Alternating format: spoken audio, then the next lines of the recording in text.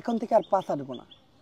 এই এক বোকাচোদা আছে, টপিকস পাইলি লাফাই করে। দেখছি আমার বইয়ের নাম হইতেছে বাঙালিকে বোকাচোদা বানানোর 103টা উপায়। শেষ পর্যন্ত ওমরান ফায়ারও কাফি ভাইকে কিন্তু অপমান করলো। আর এর আগেও আরো অনেকেই করেছে, শামীম আহমেদ, তারপর চট্টগ্রামের আরো একটা ছেলে যেটা কিনা কাফি ভাইয়ের বন্ধু ছিল। তো তারা কিন্তু একে একে করে কাফিকে সবাই মিলে অপমান করতেছে, বাট এখন দেখতেছি যে ওমরান ফায়ারও তাকে অপমান করতেছে। এই প্রমিস ডেতে পুরা দেশবাসী সবার কাছে আমি প্রমিস করতেছি, এখন থেকে আর পাস আটবো না। পাস আটার কোনো সুযোগ নেই, এখন থেকে আর পাস আটবো না। এখন থেকে চাটবো শুধু প্রাক্তনকে আর সুন্দর সুন্দর রমণীকে, এটাই বাস্তব। মানে কি বলবো গাইস, বাংলাদেশ যে ওই যে হাডুডু খেলা আছে না, একজন উপর উঠলে আরেকজন টাইনে টাইনে নামায়, সেম এমন একটা সিস্টেম হয়ে গেছে। এই এক বোকাচোদা আছে, টপিকস পাইলি লাফাই করে। ছবিও আছে, আন্দোলনের সময় আমার মেসেজ দিয়ে বলছে যে তুই আমাদের কণ্ঠস্বর।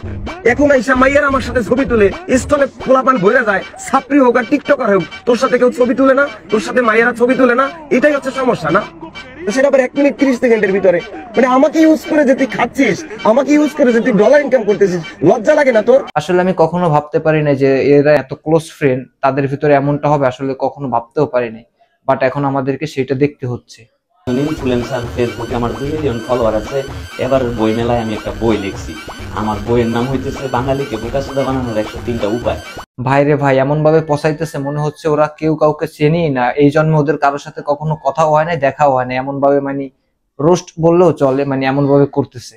যার ভিতরে 102টা উপায় পাবেন যে কিভাবে আপনি আরেকজনকে বোকাচোদা বানাবেন, আর আরেকটা উপায় পাবেন যে কিভাবে আপনি নিজে বোকাচোদা পাবেন।